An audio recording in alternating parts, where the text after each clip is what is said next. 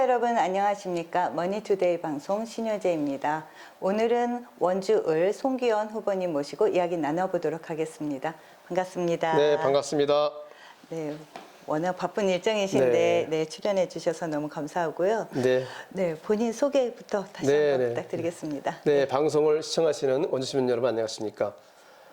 이번 4월 10일 22대 총선 국회의원 선거에서 원주을 후보로 출마를 선언한 국회의원 송기현입니다.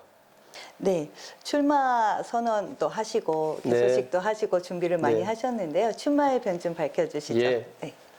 원주가 이제 다시 또 새로운 발전이 필요한 시점이 됐습니다. 네.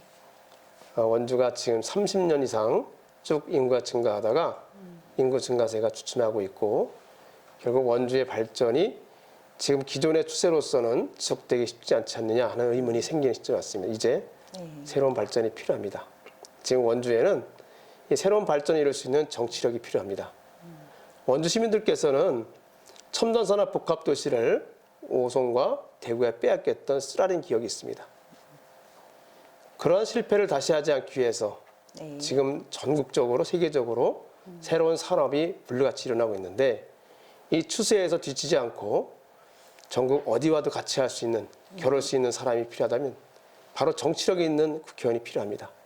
바로 이 시점에는 지난 8년 동안 제가 법사위 간사도 하고 또 더불어민주당에서는 정책위원회 수석부의장도 하고 또 원내 수석부대표도 함으로써 정치력을 키워왔던 제가 시민과 함께 한다면 원주시의 정치적 힘이 분명히 실려져서 다시 한번 원주가 새로운 도약의 길을 열 수 있다고 생각해서 시민 여러분과 함께하고자 이번 출마를 하게 됐습니다. 네.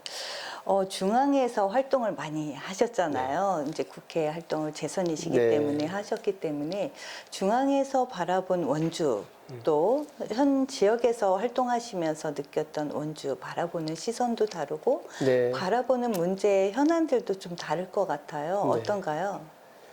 원주가 가장 큰 한계점이라 할 수 있는 것은 강원도에 묶여 있다는 점입니다. 서울에서 볼 때도 마찬가지고요.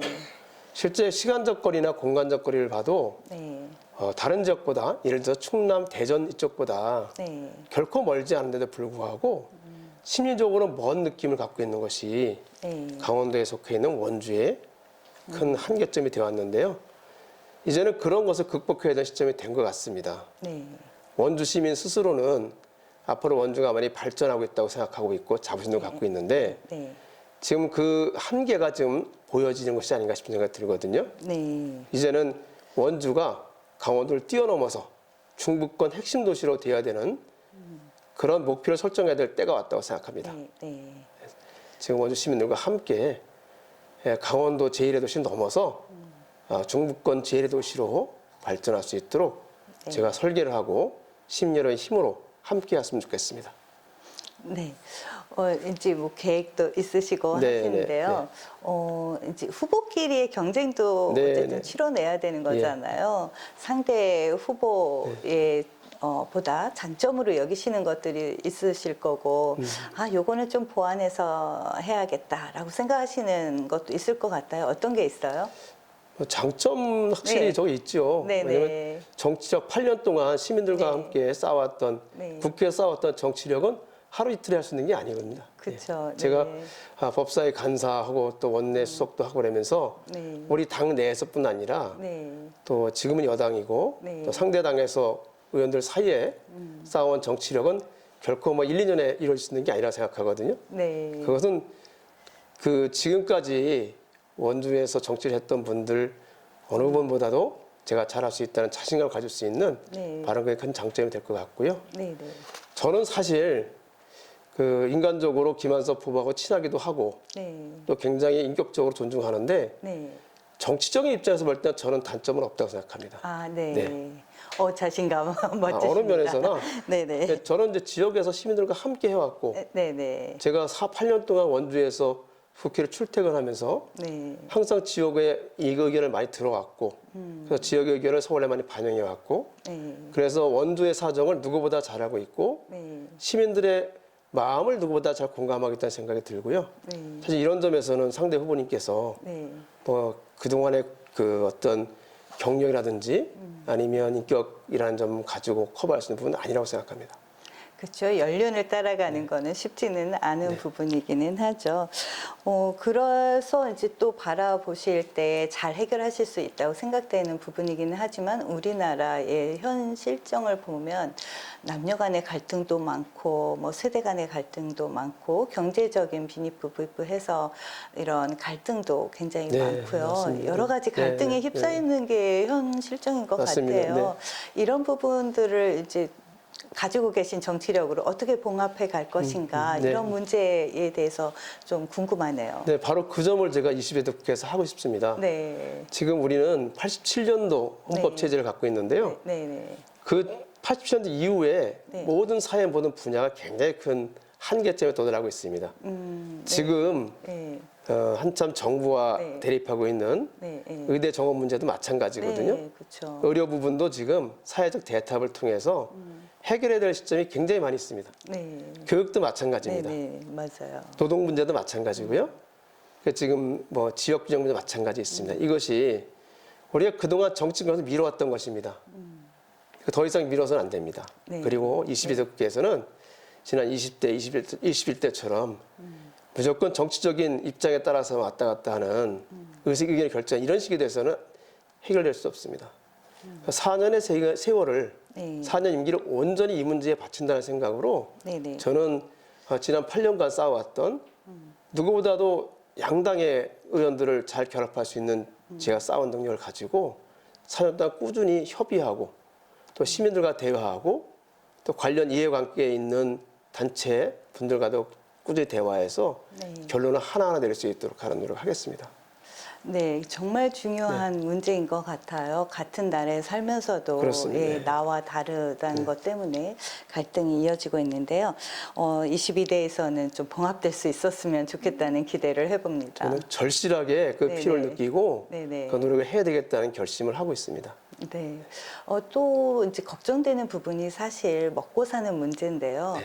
경기 침체가 심상치 않아요. 맞습니다. 좀 장기화되지 않을까 네, 걱정도 되고 물가 걱정도 되는데요. 맞습니다.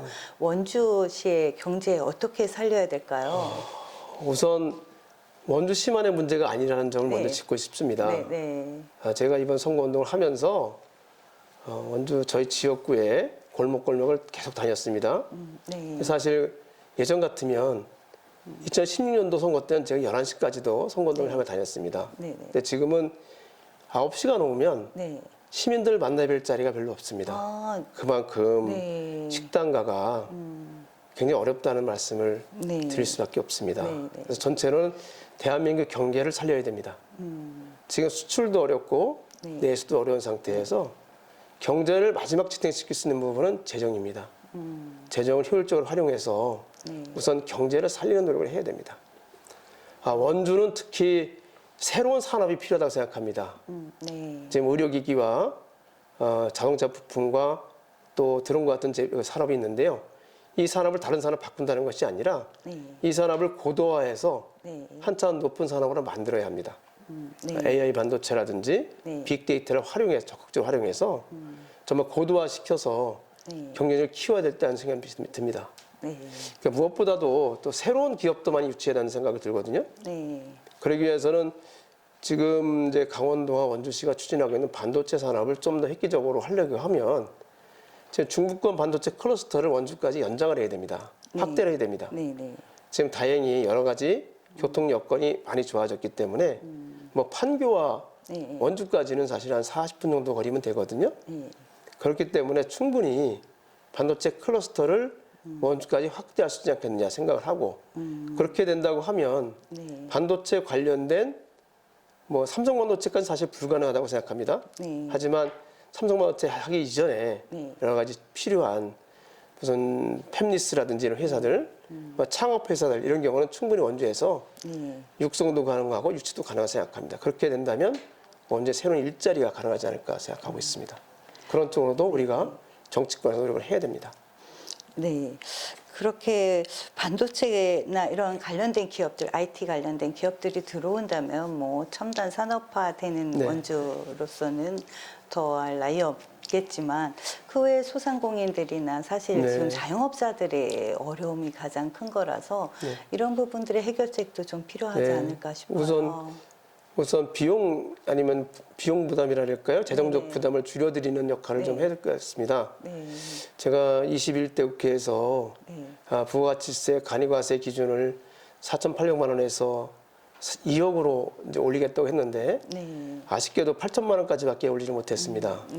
근데 지금 물가가 굉장히 올라서 네. 네. 실제로 매입하는 그 단가가 굉장히 올라왔기 때문에 매출 금액만 올라가는 경우가 굉장히 많습니다. 네. 실제 순이익은 올리지 않았는데요. 네. 네. 그렇기 때문에 다시 한번 네.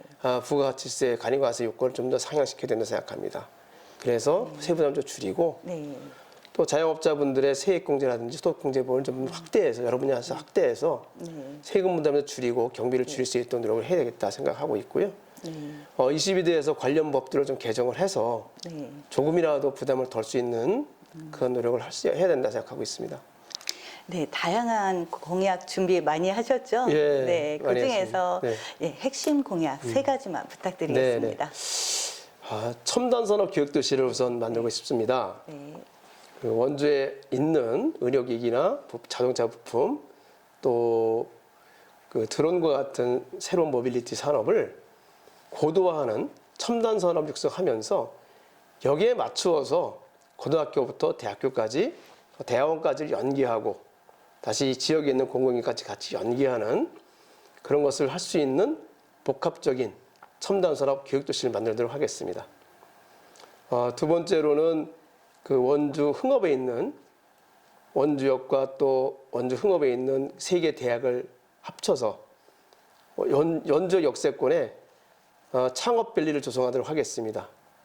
그래서 연세대학교, 그다음에 한라대학교, 강릉원전대학교 학생들이 학교에서부터 창업을 준비해서 원주역 부근에 창업밸리에서 창업을 하고 그것이 다시 또 원주에 있는 다른 큰 기업들과 연계될 수 있게 하고 또 원주의 공공기관도 같이 연계 작업을 할 수 있는 역할을 할 수 있는 그래서 청년들의 창업이 활발하게 이루어지는 창업밸리를 만들도록 하겠습니다.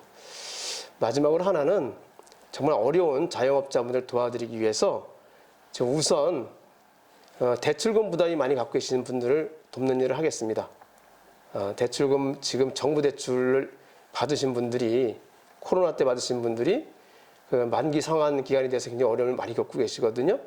이와 같이 정부 대출의 경우에 너무 단기에 만기 상환할 제도가 되어 있어서 이것을 좀 장기적으로 할 수 있도록 하는 그런 것을 제도적으로 만들고요.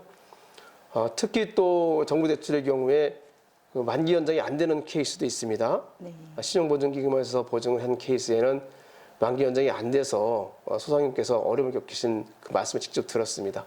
그런 경우도 만기 연장이 가능할 수 있도록 제도화하겠습니다. 우선 자영업자분들 중에서 자기 주택이 없으신 분들이 그 월세를 내시면서 생활하시는 분들이 계시거든요. 그런 경우에는 월세까지도 세액공제 포함시키도록 해서 우리 자영업자분들의 부담을 조금이라도 덜어드릴 수 있는 그 노력을 하도록 하겠습니다. 네, 자영업자들이 이렇게 들으면 굉장히 반가워할 소식들이 많이 있네요. 꼭 이루어지기를 좀 바라보고요. 지금까지 이제 인터뷰 질문이 다 마지막 질문까지 네. 끝났습니다. 개인적인 소망은 또 어떤지 이거는 질문지 없지만 개인적으로 궁금해서 좀 여쭤봅니다. 네. 예. 개인적인 소망은 가정에서 보면 네, 사실 네. 저희 이제 아이들이 학교를 졸업하기도 하고 아직도 학교 다니기도 있고 한데 또 원주에서 같이 살 수 있는 네. 그런 원주가 됐으면 좋겠다 생각을 하고 네. 제가 이번 공약에서도 말씀드린 게 있는데 0세에서 100세까지 원주에서 같이 행복하게 건강하게 살 수 있는 그런 도시를 만들면 좋겠다는 생각하고 저도 마찬가지로 네. 이제 정치를 현업에서 하다가 은퇴한 이후에도 원주에서 계속 또 좋은 봉사를 하면서 시민들과 함께 또 새로운 가치를 창출하면서 네. 살았으면 좋겠다 이런 희망을 갖고 있습니다. 노를 원주와 함께. 네, 좋은 소망인 것 같은데요. 이제 모든 순서를 마쳤습니다. 우리 원주 시민들께 네. 화이팅 한번 외치면서 마무리하도록 하겠습니다. 네, 원주 시민 여러분, 송기현입니다. 지난 8년 동안 저와 함께 해주시고 응원해 주셔서 감사드립니다. 지금 코로나 이후에 다시 또 장기적인 경제 침체로 많은 어려움을 겪고 계십니다. 하지만 우리에게는 또 앞날에 희망이 있습니다. 우리 모두 힘을 합치고 같은 마음으로 앞에 놓여있는 미래를 바라본다면 반드시 이 기간도 이겨낼 수 있다 생각합니다. 원주 시민 여러분 모두 건강하시고 희망찬 내일을 보시면서 파이팅 하시기 바랍니다. 원주 시민 화이팅! 네, 지금까지 원주을 송기현 후보님과 이야기 나눴습니다. 감사합니다. 감사합니다.